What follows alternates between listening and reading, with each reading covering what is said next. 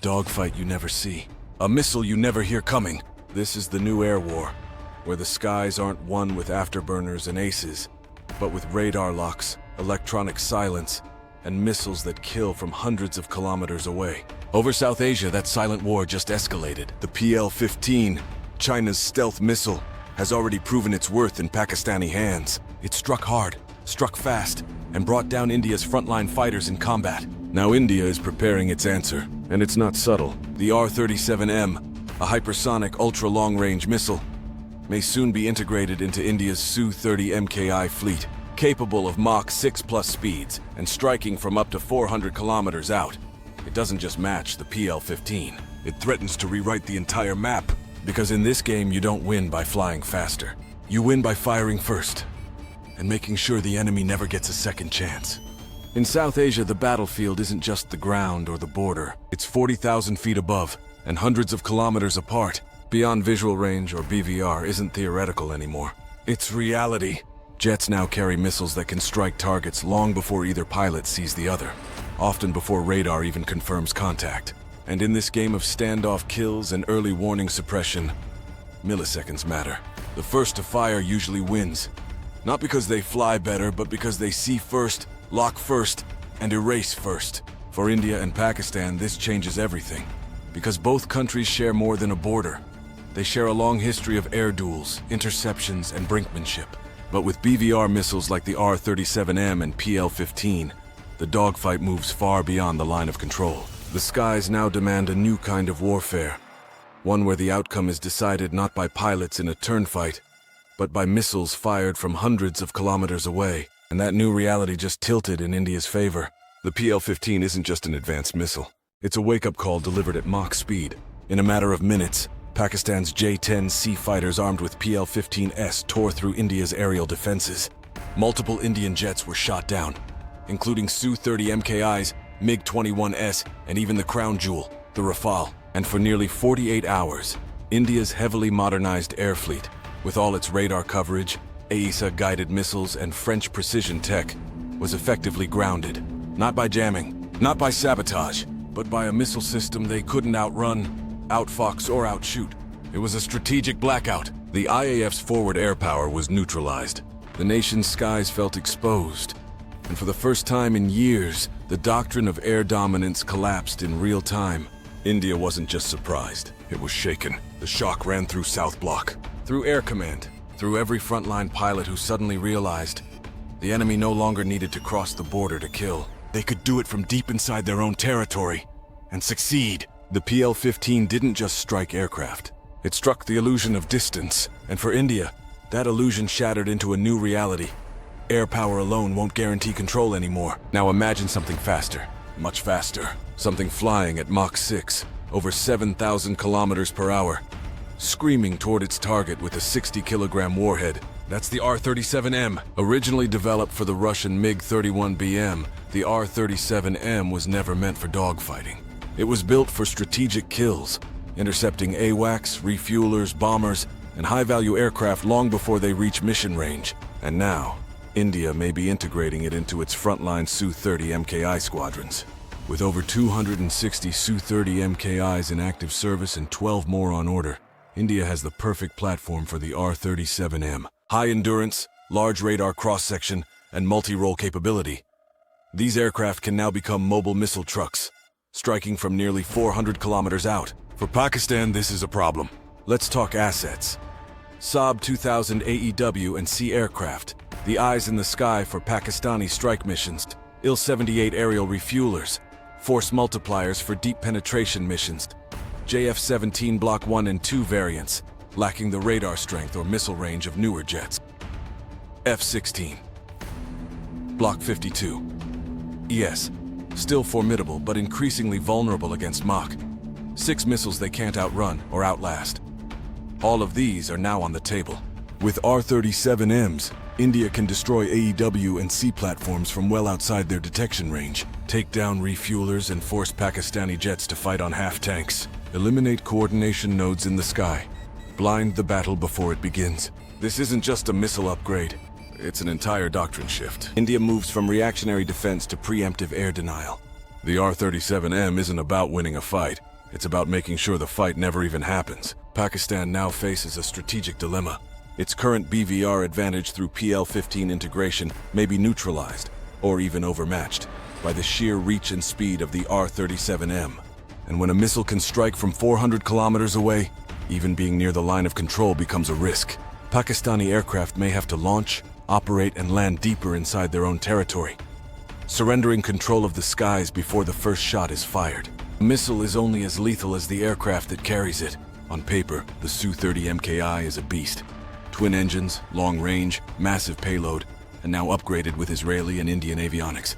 With over 260 units in service, it's the backbone of the Indian Air Force. But in modern BVR combat, size and power alone don't guarantee survivability. Across the border, Pakistan's J-10C brings a different game. Smaller, more agile, and loaded with Chinese electronics, it's tailor-made for launching the PL-15. Its ESA radar and low radar cross-section give it first-look potential. And that's everything in BVR warfare. The Su-30 MKI can carry the R-37M, a 600 kilograms hypersonic missile that delivers death from 400 kilometers out. But it's not stealthy. It's visible. And in a BVR environment, visibility is vulnerability. The J-10C can't carry anything close to the R-37M's speed or size, but it doesn't need to. It fires first, then vanishes. That's the doctrine it was built for. So the battlefield becomes asymmetric. India relies on overwhelming range and brute power. Pakistan bets on agility, early locks, and surgical strikes. Both sides are lethal, but the kill comes down to timing and who pulls the trigger a second sooner. Before the PL-15's battlefield debut, Indian air doctrine along the Western Front was mostly defense-oriented. No-fly zones, cap patrols, and layered SAM coverage defined its posture. But the R-37M changes everything. It turns Indian fighters from defenders into long-range hunters. No longer confined to air superiority over Indian skies, Su-30 MKIs can now target Pakistani AWACS and refuelers before they even approach the border. Aerial tankers deep inside Pakistani territory become viable targets. Airfields hosting F-16S and JF-17S must now account for missile envelopes stretching hundreds of kilometers. It's a doctrinal shift, from air denial to air dominance by intimidation. With the R-37M in play, India can hold critical airborne assets at risk without ever crossing into contested airspace. That gives its commanders leverage. Pakistan must either pull back key aircraft or risk losing them before they're even engaged. It also means Indian CAP, combat air patrol routes, can be extended. No longer hugging the LOC, they can now operate with greater confidence, supported by standoff kill options from over the horizon. This isn't just about firepower. It's about reach, presence, and psychological warfare. The R-37M doesn't just push the front line forward, it extends it into the enemy's backyard. This new equation forces Pakistan into a defensive scramble, because suddenly its most valuable airborne assets are all within reach. Let's look at the strategic targets now exposed. Saab 2000 AEW and C, eyes and ears of the PAF, always airborne during tension. Vulnerable now from 300 plus kilometers away. Il-78 refuelers, essential for long endurance missions and now potential first targets in an R-37M strike doctrine. F-16, Block 52 squadrons, prized assets but without stealth or long-range missile parity. They become prey if caught by Su-30 MKIs outside Pakistani radar coverage. Command and control aircraft, rarely discussed but critical in orchestrating multi-jet sorties. These become high-value targets under R-37M reach. Even deeper air bases, Murid, Sargodha, Jacobabad, now lie within potential standoff strike range, should India pursue forward-deployed Su-30 MKIs with extended patrol radii. This forces a doctrinal rethink on the Pakistani side. Traditional reliance on tight defensive airspace, layered radar, and scramble response tactics now appear vulnerable. If your AWACS can be killed before it sees the attacker, how do you fight back? The likely response? Hardened shelters, more dispersed basing, and possibly accelerated movement on indigenous or Chinese-supplied long-range countermeasures. But those take time, and until then, Pakistan is playing catch-up in a race that's already underway. Inside air warfare think tanks, and behind closed military briefings, one quote keeps echoing after the R-37M buzz. This missile doesn't just kill jets, it kills confidence. Analysts across the region are calling it a force multiplier, not because it guarantees kills, but because it forces behavior change. And in modern air warfare, forcing your enemy to fly differently is half the win. A retired IAF group captain described the R-37M as a game of psychological artillery, projecting power not through presence, but through invisible threat. Pakistani planners, meanwhile, are reportedly reassessing their current refueling and early warning protocols, hinting at how serious the new range equation is. One Pakistani defense advisor reportedly said, "We're not just counting missiles anymore, we're counting seconds before we need to turn back." The R-37M's Mach 6 velocity compresses reaction time to almost nothing. Radar warning receivers might flash, pilots might even maneuver, but it may already be too late. India and Pakistan have always approached air warfare differently. India's doctrine has long favored platform advantage. Multi-role aircraft, heavy airframes, deep strike capabilities. It prioritizes reach and deterrence. Air power is used as a shield, but also as a political hammer.